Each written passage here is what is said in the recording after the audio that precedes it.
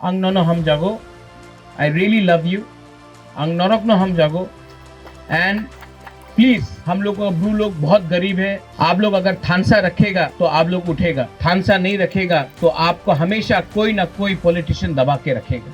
जाति के बारे पहले सोचो, पार्टी बाद में आएगा. पार्टी इंपॉर्टेंट नहीं है, तिपरा मोथा इंपॉर्टेंट नहीं है, बीजेपी इंपॉर्टेंट नहीं है, सीपीएम कांग्रेस इंपॉर्टेंट नहीं है. सबसे इंपॉर्टेंट है ब्रू का कम्युनिटी, हमारा दोफा. आप दोफा को एक रखो, यही मेरा अनुरोध है. बनाया है ये बुबागरा की तरफ से. मैं मुख्यमंत्री नहीं हूँ लेकिन आपको प्यार करता हूँ और मेरा सम्मान है अपना ब्रू लोगों के लिए. ये मेरे तरफ से आपके लिए, ये हमारा राय के लिए.